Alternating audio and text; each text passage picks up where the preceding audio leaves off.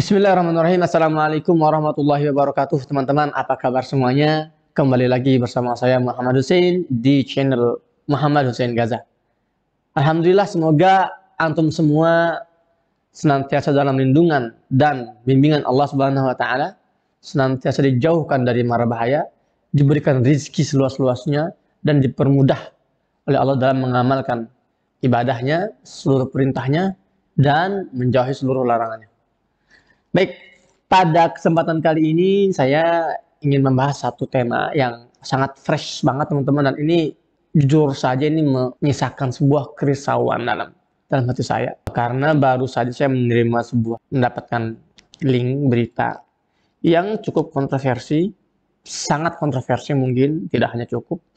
Saya akan langsung bacakan saja. Ini dari tempo.co, dipublish hari Senin, hari ini 27 Juni 2022.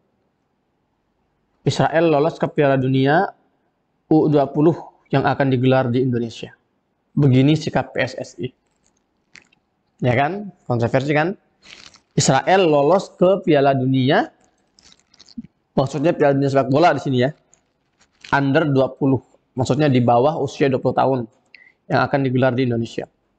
Oke, sebelum saya akan sampaikan opini saya akan bacakan dulu ya beritanya secara lengkap agar tidak ada kesalahpahaman ya. Tempo.co Jakarta. Ada bibit-bibit kontroversi yang berpotensi muncul pada Piala Dunia U20 yang akan berlangsung di Indonesia pada tahun 2023. Timnas Israel lolos dan akan berlaga di putaran final. Israel merebut tiket ke putaran final setelah mereka kalah 0-1 dari Inggris pada laga terakhir penyisihan grup B Piala Eropa U19 2022 di Stadion Metski Ziarnadrom, Slovakia, Sabtu 25 Juni 2022. Gol Inggris dicetak Liam Delap pada menit ke-6. Dengan hasil ini, Inggris berada di puncak klasemen grup A dengan 9 poin. Sedangkan Israel menempati urutan kedua dengan nilai 4 poin hasil menang melawan atas Austria dan imbang melawan Serbia. Sekjen PSSI Yunus Nusi menegaskan semua negara berhak bermain di Piala Dunia U20 yang digelar di Indonesia jika mereka memang dipastikan lolos. Soal Israel, saya sudah ada tanda tangan agreement pemerintah tahun lalu. Siapapun yang lolos bisa datang, ujar dia dalam laman PSSI. Israel tetap kami akomodasi. Itu adalah keputusan terakhir kami di rapat dengan pemerintah pada tahun lalu menyangkut Israel. Lanjut Pak Yunus Nusi tadi. Menteri Pemuda dan Olahraga Menpora Zaidun Amali juga menegaskan sudah ada jaminan bagi Israel untuk bisa tampil di Piala Dunia U20 di Indonesia, dan kepastian ini disampaikan sebelum mereka lolos. Kutipannya, saya bacakan kutipannya.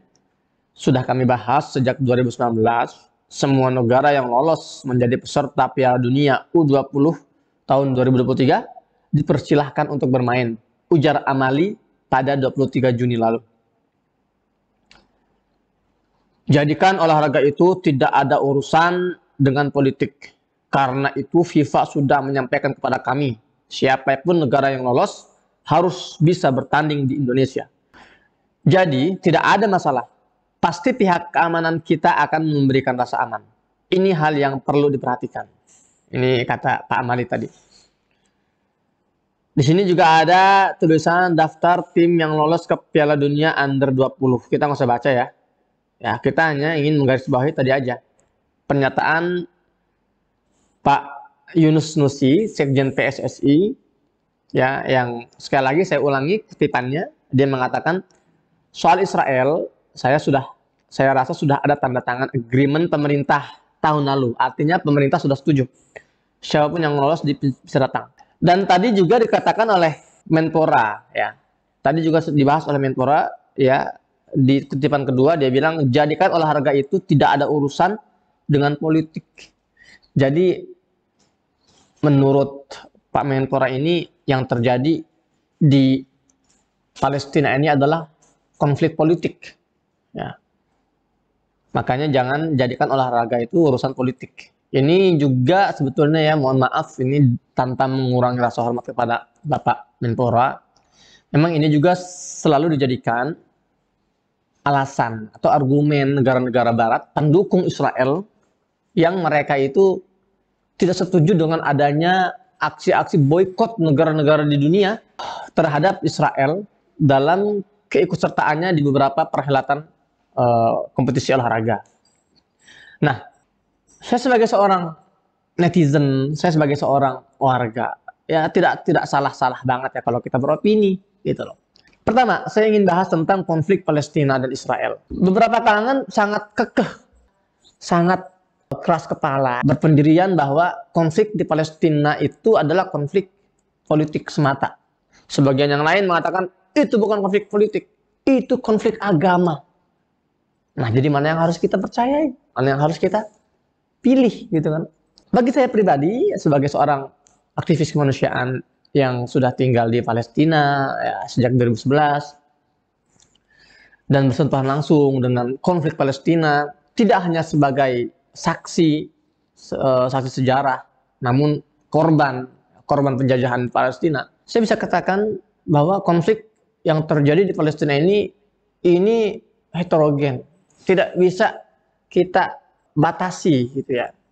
Hanya agama doang atau hanya konflik politik, enggak. Tapi konflik ini memang kompleks, menyentuh beberapa sektor. Di dalamnya ada konflik kemanusiaan, ada konflik agama, ada konflik politik, konflik kepentingan, konflik ekonomi gitu ya. Banyak sekali gitu kan. Nah, namun rasanya kurang elok sih kalau kita ya lagi-lagi hanya berargumen bahwa ini konflik politik dan jangan mengikutsertakan antara konflik politik dengan olahraga. Nah, kalau kata-kata ini disampaikan di hadapan Bung Karno ya puluhan tahun yang lalu, mungkin wallah alam ya apa jadinya gitu kan? Apakah Bung Karno ini bukan seorang politisi yang kompeten di bidangnya, seorang presiden loh gitu loh.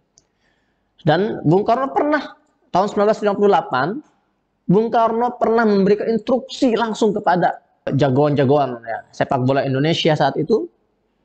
Instruksi ya, pemerintah, maksudnya kalau saya bilang Bung Karno ada pemerintah ya, pemerintah menginstruksikan kepada para atlet sepak bola timnas Indonesia untuk mundur dari perhelatan babak kualifikasi Piala Dunia saat itu.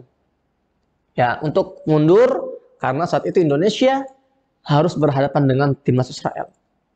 Nah, jadi menurut apa yang saya baca dari keputusan Bung Karno, pemerintah Indonesia dan para atlet Indonesia saat itu enggak semata-mata ini konflik politik, tapi lebih dalam dari itu ini konflik kemanusiaan.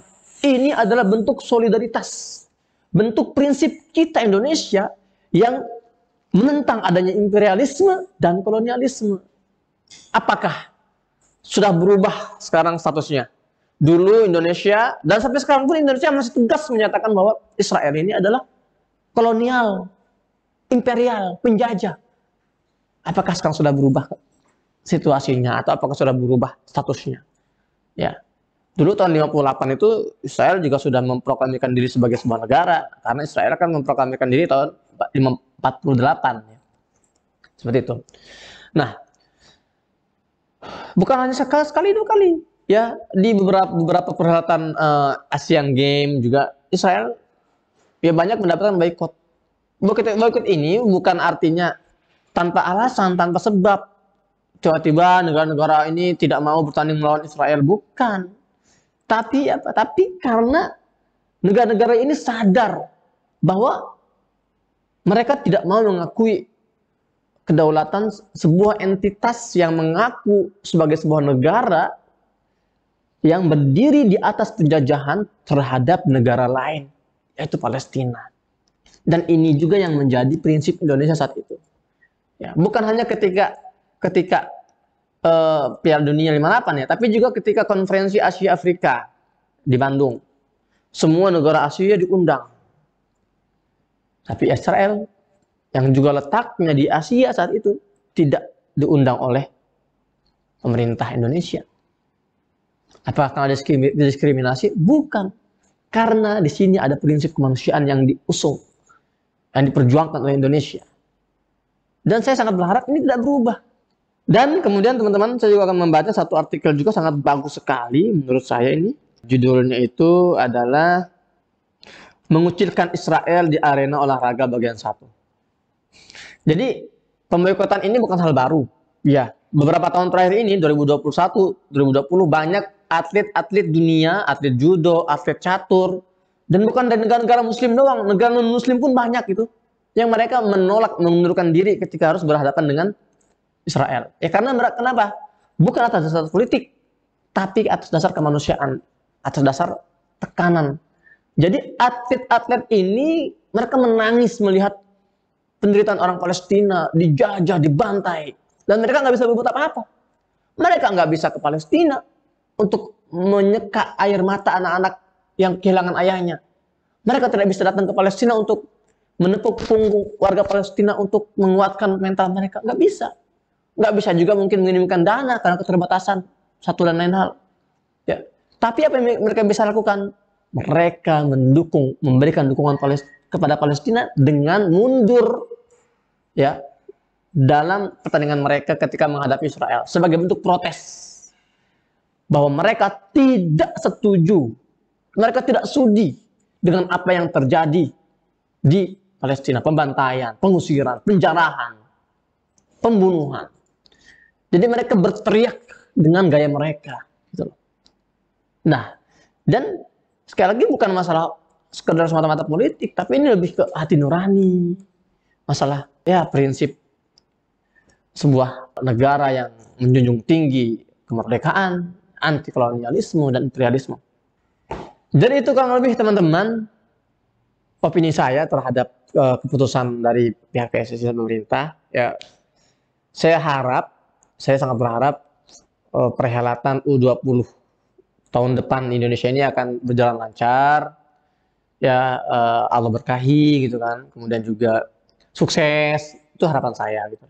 Tapi ya saya khawatir dengan keberadaan Israel dalam perhelatan ini di Indonesia gitu kan. Ya, dari yang sudah-sudah ini saya khawatirnya akan ada gelombang atau gejolak penolakan gitu loh. Nah, dan saya harap ya kita semua bisa menimbang juga ya faktor-faktor ini, jangan sampai malah menimbulkan sebuah konflik baru gitu kan, atau ya keresahan atau kecemasan lain di Indonesia ini. Insya Allah besok saya akan buat konten lagi lanjutan video kali ini yang lebih, kita akan membaca artikel yang lebih mendalam tentang nasib Israel di negara-negara. Dan insya Allah kita akan ketemu di konten berikutnya. Saya masih akan membahas masalah ini, tapi kita akan lebih mendalami alasan salah satu kenapa Israel ya yang tadinya itu berada di bawah naungan Asian Football Confederation, Konfederasi Sepak Bola Asia, sekarang pindah ke Konfederasi Sepak Bola Eropa gitu loh. Banyak pembahasannya, panjang ya, cukup panjang, nggak mungkin saya bahas sekarang juga karena ini sudah kepanjangan. Ya, semoga bermanfaat teman-teman. Jangan lupa mampir sini, subscribe, komentar, like, dukung terus channel ini agar berkembang. Dan bagi teman-teman yang mencari-cari akun-akun Instagram Muhammad Hussein Gaza sudah syahid, saya ingatkan lagi, sudah syahid, sudah meninggal, 2 akun saya sudah tidak bisa diakses. Jadi bagi teman-teman yang mau mengakses akun Instagram saya yang terbaru, ya silakan di sini bisa kunjungi langsung @mhussein_gaza. Semoga bermanfaat. Sekali lagi, sampai jumpa di pertemuan atau di konten selanjutnya bersama saya Muhammad Hussein. Assalamualaikum warahmatullahi wabarakatuh.